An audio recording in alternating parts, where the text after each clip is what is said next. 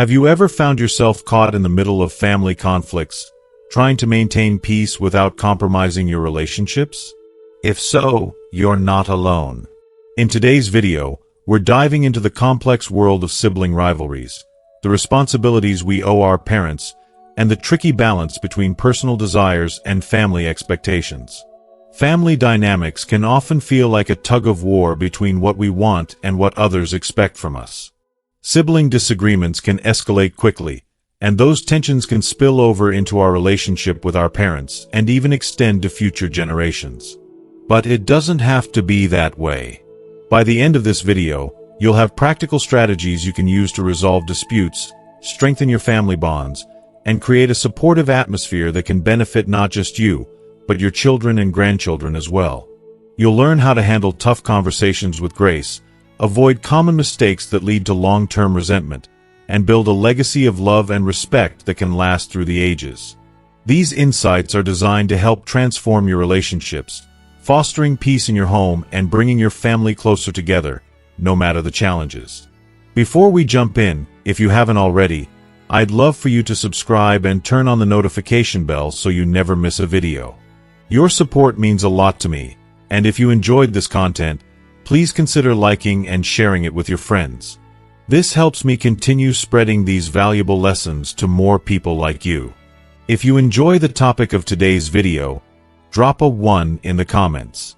If you'd like to see something different, let me know by commenting 0. Your feedback is invaluable in helping me improve and create even better content for you. Now, let's get started. Some people, when they feel frustrated with their siblings, instinctively turn to their elderly parents for support, almost as if expecting them to act as mediators in their adult conflicts. It might sound familiar, things like, "Dad, look at what your son is doing. Isn't he still a person?"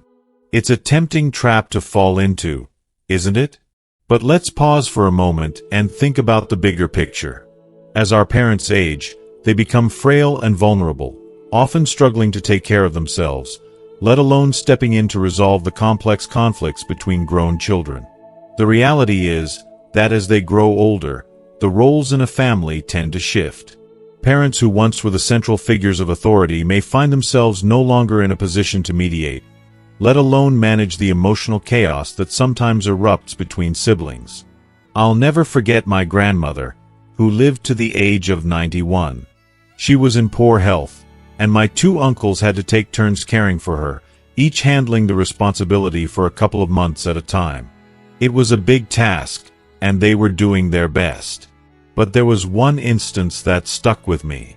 My 4th uncle had to leave for a business trip, so he asked my youngest uncle to step in and take over. While my youngest uncle didn't refuse, he made it painfully clear that he wasn't interested in anything beyond the most basic of duties. "I've done all I can," he said, even though, in reality, providing 2 meals a day was the least of his concerns. The reality was that the emotional and physical care my grandmother needed was far more demanding, but he didn't see it that way. In his eyes, he had fulfilled his responsibility. It wasn't about empathy or understanding, just the bare minimum. This situation made me think of an old saying that stuck with me: a fire burning at the gate and fish still being caught in the pond. It speaks to a harsh truth. When siblings are at odds, it can feel like the whole family is falling apart. The tensions caused by unresolved disputes spread quickly and destroy family bonds. It's not just the immediate fallout we see, but how it affects future generations as well. Children are always watching. They absorb everything, from how we manage our emotions to how we handle responsibility and care for others. And if we're caught in this cycle of bitterness, what lesson are we teaching them? What are we passing down? When it comes to our parents, we have to understand that this isn't just about sibling rivalry or who is right or wrong in a particular argument. This is about something far greater. The responsibilities we have to our parents, the obligation we have to care for them, and the way we approach the delicate balance of family relationships. There is an undeniable shift that happens when parents get older. Suddenly, the people who were once there to guide and nurture us need our help. And when we're caught up in disputes, whether with siblings, cousins, or anyone else, it's easy to forget this vital duty. But here's the painful truth: we must step up. We cannot afford to let petty conflicts bleed into this sacred responsibility. Our parents, as they age, are often too fragile to bear the burden of our unresolved issues.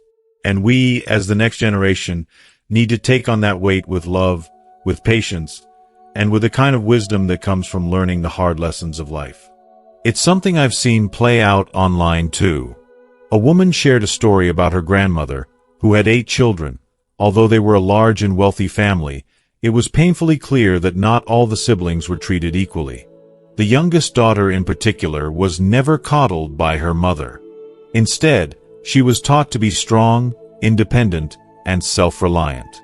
Over time, her relationship with her siblings became strained, particularly when she got into arguments with them. She would often say to the storyteller, "Don't get involved in adult matters," as if trying to shield them from the adult turmoil around her.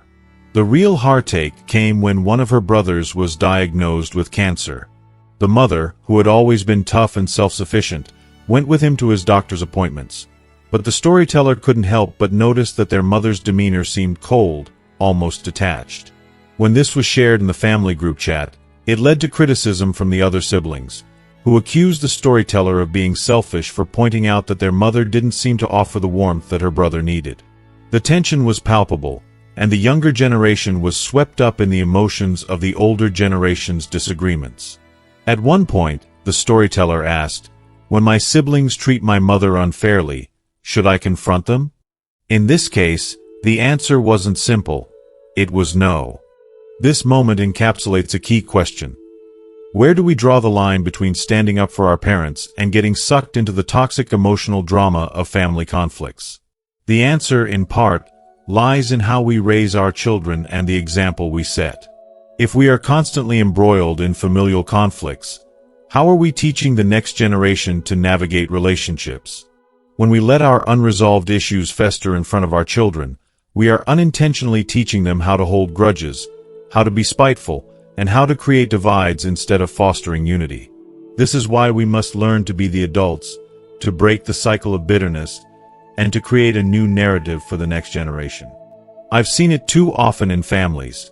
Parents who, out of frustration, turn their children into messengers of conflict. "Don't talk to Aunt Sarah," they might say. "She borrowed money from us and never paid it back." Or, "Your Uncle Jack took our land. How could he do that?" Sometimes, they might even share stories of how a sibling mistreated the elderly parent, pushing them away when they needed help most. While these stories may seem like an attempt to explain the family's conflicts, they often backfire. Instead of teaching empathy or forgiveness, they deepen the rift between family members. They create an environment where children learn that it's okay to sever ties, harbor resentment, and carry grudges. And ultimately, these lessons are passed down to future generations. Instead of fostering connection, we're teaching our children how to create distance. If you are still watching this video and find these lessons useful, please comment 1 below to let me know that you are still here with me. In the end, the heart of family life is about love, respect, and responsibility. It's about stepping up when we're needed and not using our parents as emotional pawns in the middle of sibling quarrels. It's about teaching the next generation that family is about more than just blood. It's about empathy, understanding, and the willingness to move beyond petty grievances for the sake of the greater good. If we want to age with dignity and love, we must break the cycle of bitterness, teach the values that will last long after we're gone, and ensure that our children will never have to face the loneliness of old age with nothing but regret. When you criticize your siblings in front of your children, you're not just airing your grievances. You're subtly teaching them a dangerous lesson that can affect the fabric of your family for generations. By disparaging your siblings, even in passing, you're unconsciously sending the message, "Don't bother with your own family. They're not worth the effort." This can leave a scar on your children's perception of family ties, making them question the importance of these relationships and, worse yet, mimic this behavior when it's their turn to navigate family struggles. It's a painful truth. Rebellion breeds rebellion. If we nurture a culture of bitterness and division, where grudges are held and walls are built instead of bridges, Our children will inevitably carry this destructive habit into their own adult lives, severing bonds with their siblings and perhaps even their children someday. There's a timeless saying that cuts to the core of this issue. Before you point a finger at someone else, look at yourself. It's such a simple piece of advice, but it carries with it the weight of profound wisdom. Before we criticize others, especially the people closest to us, we must first examine our actions. In a family, this is especially crucial. The words we speak about one another, especially in front of the younger generation, are like seeds being planted in fertile soil. If we're constantly sowing negativity, we shouldn't be surprised when that bitterness grows into something ugly and poisonous. Criticizing a sibling in front of your children isn't just a moment of venting, it's a wound. It's like stabbing someone you love in the back, except the pain doesn't just stay with the one you're targeting. It infects the entire family dynamic. Over time, this negativity doesn't just erode relationships. It fills the house with shame and resentment. It creates an emotional atmosphere where love, trust, and mutual respect are drowned out by bitterness. Equally dangerous is the tendency some people have to treat outsiders like they are family. Sure, advice can be helpful, but we must remember that outsiders, no matter how well-meaning, will never have the same deep emotional investment in our family's well-being. Their advice might come from a place of detachment or even hidden motives, and it may not always be in our best interest. They don't feel the weight of the shared history, the years of sibling loyalty, the unspeakable bond that can only be understood by those who are a part of your family. Outsiders might tell you to sever ties with a sibling or push you to make decisions that seem easy from the outside, but those decisions often come with a heavy emotional cost. To illustrate this, think about the fable of the nine-headed bird. In this ancient tale, a bird with 9 heads fights bitterly over a single piece of food. Each head pulls in different directions, claiming the food as its own. But, in the end, the bird's own body is harmed. The outsiders who watch the struggle can see how senseless the fight is. No matter which head gets the food, the body will still suffer. They can't understand why the birds' heads are so focused on fighting when they should be working together. Similarly, in family conflicts, those from the outside can often see the futility of the struggle. Yet, all too often, they remain silent, offering only vague consolation. They know that true healing can only come from within the family, from understanding, from compromise, and from the realization that blood ties should never be severed over temporary disputes. But what about those who do speak up? Some may not have your best interests at heart. There are people out there who will encourage you to escalate a conflict, to burn bridges, to pursue legal or financial gain over reconciliation. A lawyer may suggest suing your family over an inheritance dispute, not because they care about your emotional well-being, but because they stand to profit from the discord. Similarly, an unscrupulous businessman may promise to help you with family asset transfers, only to take advantage of your vulnerability. These people don't understand family, at least not in the way you do. Their perspective is transactional, not relational. That's why it's so important to approach these situations with a sense of integrity. We must guard our family's reputation with the utmost care, especially when dealing with outsiders. There's a saying I live by: don't air your dirty laundry in public. When dealing with family turmoil, it's wise to avoid oversharing with people who aren't emotionally invested in the issue. Keep the details to a minimum, and focus on solutions within the family. Venting to strangers might feel good at the moment, but it can often leave you feeling exposed and vulnerable. More importantly, it can leave a trail of hurt that's difficult to undo. Finally, one of the most important lessons I've learned, and one that I hold close to my heart, is the value of letting go. I remember a quote from Thomas Fuller, a 17th-century English physician, that always resonates with me. Great intellect and poverty are siblings. Calamities in the world often come together. To me, this isn't just about intellect or poverty. It's about the complexity of sibling relationships. They're so tightly knit, yet inherently prone to conflict. We argue, we make up, we hurt each other, we forgive. That's just part of the ebb and flow of family dynamics. But in the end, what truly matters is not the conflict itself, but the ability to let go of past hurts. Letting go isn't weakness. It's the strength to heal, to move forward, and to build deeper, more meaningful relationships based on mutual respect and understanding. Holding on to grudges only burdens the soul. It prevents us from fully embracing the love that exists between siblings and stunts the growth of our family bond. If we can learn to release that bitterness, to embrace forgiveness, then we can create a legacy of peace and understanding for generations to come. As we journey through life, we will inevitably face moments of tension, particularly within our family relationships. You cannot control your siblings' actions, no matter how much you wish you could. Each person has their thoughts, emotions, and way of reacting to situations. But the power you do have lies in how you choose to respond. It's easy, almost comforting at times, to fall into the trap of ignoring the situation, burying your emotions, or worse, holding on to past grudges. I've been there myself. I know how heavy the weight of resentment can be, how tempting it is to hold on to that anger, thinking it's some kind of shield or defense. But here's the painful truth. Holding on to those negative emotions doesn't hurt anyone but you. It eats away at your peace of mind, your ability to find contentment in the present, and your capacity to enjoy life as it is right now. I often think about how much energy we waste by refusing to let go. We carry around these emotional burdens, thinking that somehow we are punishing the person who hurt us. But in reality, we are punishing ourselves. No one can predict what the future holds, and while your relationship with your sibling might never fully heal, that doesn't mean you have to let their actions dictate the quality of your life. You can make a conscious choice to release that resentment. In doing so, you free yourself from the chains of anger and disappointment. The true path to inner peace is not about changing other people. It's about changing how you respond to them.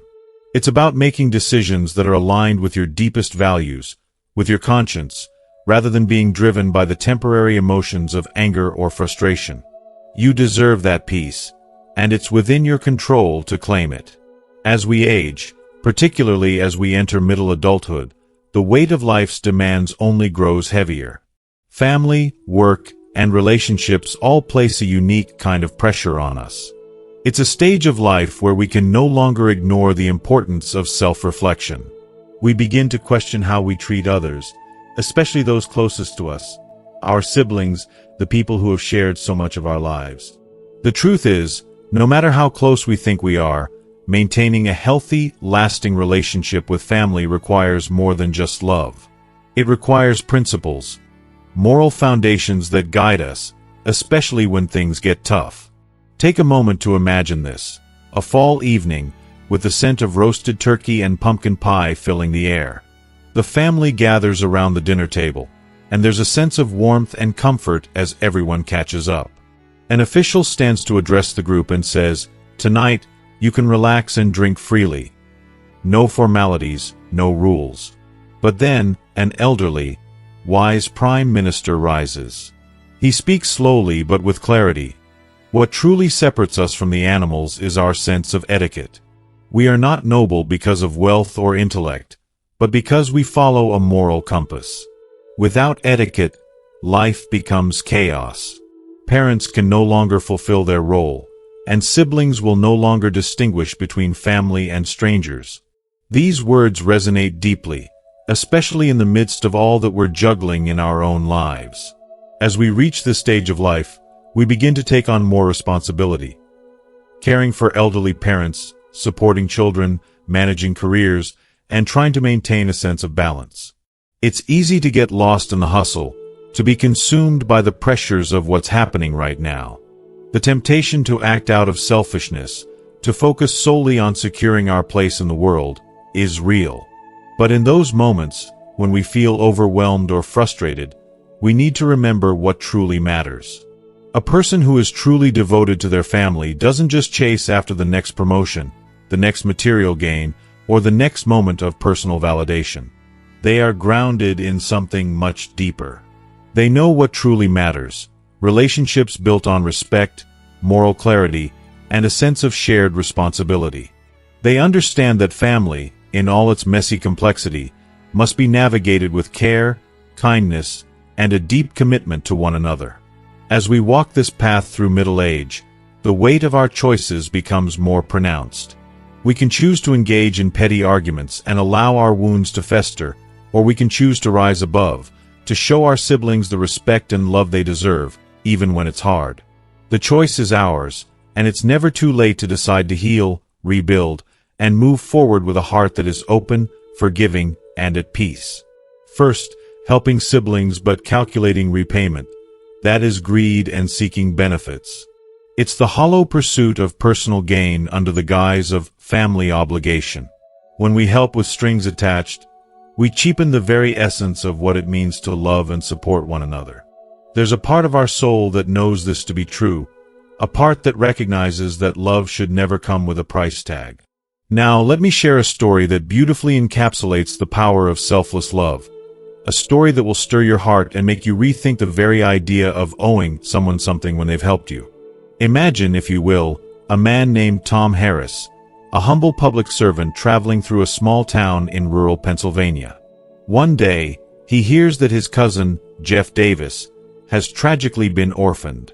To make matters worse, Jeff was sold into the hands of an unscrupulous exploitation ring after the death of his mother. Can you imagine the pain of knowing that a family member is trapped in such dire circumstances? Tom, deeply moved by this heartbreaking news, didn't stop to think about how this situation could benefit him in any way. No, his first thought was to help. No thoughts of repayment crossed his mind. Instead, Tom did whatever it took. He spent thousands of dollars, collaborated with local authorities, and went above and beyond to secure Jeff's freedom. The moment Jeff was safely out of harm's way, Tom didn't stop there. He ensured Jeff had a roof over his head, and a steady job, and even helped him pursue an education. Not once, not even for a second, did Tom ask what Jeff could give him in return. His only motivation was love, pure and untainted. This is what real family love should look like, a love that asks for nothing in return. A love that flows freely and without expectation. When you genuinely love someone, whether they're family or a friend, the idea of repayment is foreign. Affection, support, and care should never come with an invoice. The beauty of it lies in the willingness to give without counting the cost, to offer without any hope of receiving anything back. That, my friends, is the true meaning of selflessness. This is the kind of love we should aim to bring into our relationships, especially when it comes to family. Consider, for example, a scenario with two brothers. Mike, the older one, who has worked tirelessly to build a life of success. He owns a thriving business, lives in a beautiful home in the suburbs, and drives a luxury car. On the other hand, his younger brother Tim has struggled in life, facing financial hardships and living on the streets. Now, Mike could easily dismiss Tim, assuming that Tim should just figure it out on his own. But instead, Mike chooses to extend an olive branch. He offers Tim a place to stay in his guest room, not as a transaction, but as an act of love. Mike doesn't charge him rent and doesn't demand anything in return. He simply opens his door and his heart. That's what true generosity looks like. It's not about calculating how much you'll get back or wondering how this favor will be repaid down the line. It's about offering a safe place, a moment of reprieve, from a place of pure kindness. Mike doesn't need anything from Tim, and yet he gives all that he can, knowing that family is not a ledger to balance, but a bond to cherish. If you are still watching this video and find these lessons useful, please comment 2 below to let me know that you are still here with me. The same principle applies to the gifts we give. When we give, we should focus on the thought and the heart behind the gift, not the price tag attached. A small jar of homemade jam, made with love and care from Mike's garden, could hold more meaning than an expensive store-bought item. Whether it's a modest gift or something extravagant, what truly matters is the intention and the warmth with which it is given. Gifts, in their essence, are symbols of affection and care, not transactions. When we focus on the sentiment, the love behind the gesture, We create an environment where both the giver and receiver feel valued, respected, and connected. This type of exchange is something you see often in close-knit rural communities. A family member from the city brings back fresh produce from the farm, a bag of potatoes, some freshly picked tomatoes, and the farmer in return might offer a small token, a book, a trinket, or even a simple kind word. The value of these exchanges lies not in their monetary worth, but in the thoughtfulness and care behind them. True familial bonds are built not on tit-for-tat exchanges, but on unconditional love and support. When we let go of the idea that every exchange must be fair or even, we make room for something far more beautiful, something that fills our hearts with warmth and joy. So, the next time you find yourself in a situation where you're tempted to calculate the fairness of an exchange, whether it's with a sibling, a friend, or a family member, take a moment to pause. Ask yourself, am I giving freely from the heart? Am I offering my help without expecting anything in return? If so, you're on the right path.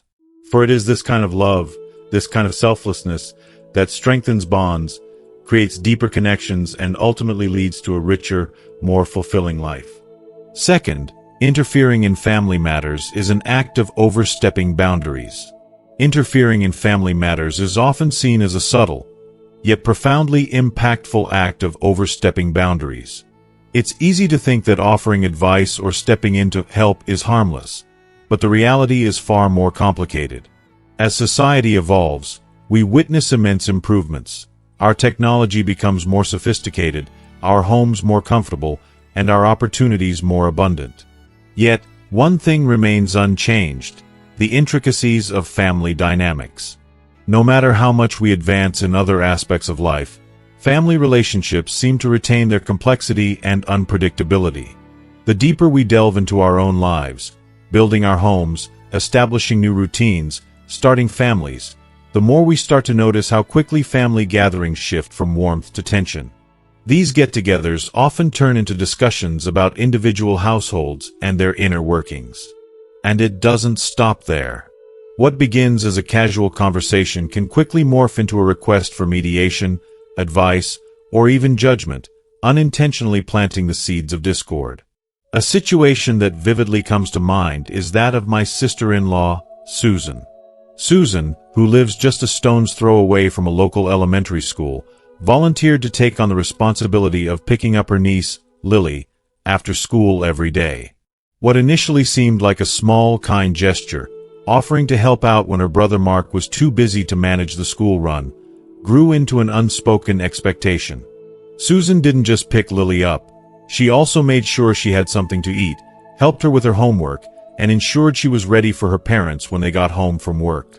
At first, this arrangement worked beautifully. Mark was incredibly grateful. He often showed his appreciation by bringing over fresh fruits and vegetables, little tokens of thanks for all Susan was doing. But as time passed, things began to change. Subtle cracks started to appear in what seemed like a flawless system. After a few months, Mark began voicing complaints, at first, quietly, and then with increasing frequency. Susan, he claimed, was neglecting Lily's homework. She wasn't ensuring that everything was being completed correctly before he arrived home.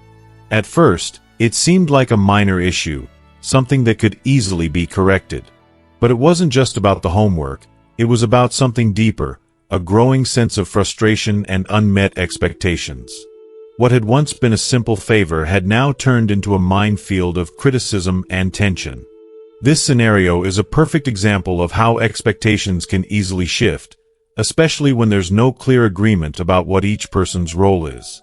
What started as a generous gesture from Susan, her offering her time and energy out of love and care, slowly became a source of stress for both of them. Mark, burdened with his stresses, his work commitments, his desire to see his daughter succeed academically, started to see Susan's actions through a lens of resentment. His gratitude turned into frustration, and instead of seeing Susan's help as a gift, he began to view it as an obligation that wasn't being fulfilled to his standards. As the ancient Chinese philosopher Lian Bitch once said, "Living among people requires harmony. The most precious thing is to be steadfast." One cannot waver. Treating oneself needs integrity. The most precious thing is dexterity and flexibility. This powerful insight captures the essence of what was happening in Susan and Mark's situation. The harmony they once enjoyed was being disrupted because boundaries, those invisible lines that are meant to protect relationships, were being overstepped. When we fail to maintain those boundaries, the smallest gestures of kindness can be misunderstood, and what should be a natural flow of mutual support can devolve into a series of unspoken resentments and unmet needs. The truth is that family members need to remember that closeness doesn't mean intrusion. Just because we are family doesn't mean we have the right to cross into someone else's territory, whether it's their household, their emotional space, or their sense of responsibility. It's all too easy to assume that our help is always welcome or that our advice is always needed, but often it's the opposite. The minute we impose our solutions without understanding the full picture, we risk creating friction where there was none before. One of the hardest lessons I've had to learn, and one I think many of us need to internalize, is that each family is its unit, with its own set of pressures and challenges. When we try to interfere with those dynamics, we often end up making things worse. This is why it's so important to step back sometimes, to give others the space they need to manage their relationships and problems. It's not always about being helpful. Sometimes, the best way to help is by simply respecting the boundaries that exist and allowing others to navigate their struggles without our interference. If you find yourself caught in a situation where your family's interactions with your siblings or their families are creating unnecessary tension, the wisest course of action might be to give everyone a little breathing room. Take a step back, allow for some emotional space, and let time and reflection do their work. By doing so, you can reset the boundaries and preserve the peace that's often so easily disrupted. Family, after all, should never feel like a battleground. Overstepping boundaries, whether intentional or not, can cause long-lasting misunderstandings and build walls that take years to break down. Ultimately, maintaining healthy relationships within a family requires an awareness of these delicate boundaries. It's about knowing when to offer support and when to hold back. In doing so, we can foster stronger, more harmonious relationships, built on respect, mutual understanding, and a deep appreciation for each other's individuality. Third, dividing family assets with calculation and consideration is harmful to parents. In many cultures, there's an old saying that goes, "Minor gains cannot achieve major outcomes." It means that focusing on small material things often blinds us to the bigger picture, the love, the bond, and the shared history that truly defines family. Self-interest, when it comes to inheritance or assets, can lead to long-term harm that not only erodes family relationships but also the integrity of what you've built as a family. When greed or expectation starts to creep in, the effects ripple through generations, and the damage is often irreversible. It's all too common to point fingers when a family begins to unravel, blaming parents for showing favoritism or siblings for fighting over what's perceived as their fair share. But let's pause for a moment and think about it. If you were successful in your own right, if you had your assets, would you truly still feel the need to obsess over your parents' estate? If you've built your own life, shouldn't that be enough to stand on? The urge to divide things as though they're the only thing that matters can cloud your vision of the deeper, more meaningful connections within your family. As we enter middle age, everything shifts. Our relationships with our parents begin to evolve in ways we never could have imagined when we were younger. It's almost as if we become two separate families, our parents and us, the grown children, forging our paths. It's a profound transition, but one that carries with it the responsibility of emotional independence. If you constantly visit your parents to secure their possessions, even under the guise of care, it's a form of dependence. You are inadvertently holding on to something that's already past. And trust me, there's something deeply wrong about living in that space of need, especially when your life should already be one of self-sufficiency. Your parents have done their part, they've raised you, they've given you everything they could, and their duty ends at that point. From that moment onward, your life, your journey, and the responsibility for your happiness belongs solely to you. Of course, It's only natural to offer advice to your parents when they're older. But always do so with respect and love, not entitlement. That's the crux of a mature relationship with your family. Understanding when to give and when to let go. It's heartbreaking to see families torn apart because of petty squabbles over assets, money or belongings that, in the grand scheme of things, are simply temporary. When siblings bicker over these trivial things, it's the parents who suffer the most. No parent ever wants to see their children fight over material things while the deeper, more important values, love, respect, and connection, slip through their fingers. Parents hope that, in their twilight years, their children will come together, united in love and understanding, not divided by greed and selfishness. If you are still watching this video and find these lessons useful, please comment 3 below to let me know that you are still here with me. And here's a hard truth. Exposing family secrets, airing the family's dirty laundry, is one of the most damaging mistakes you can make. It's like opening a wound that was finally healing, only to dig the knife in deeper. When you share your family's struggles or weaknesses with outsiders, you only exacerbate the situation.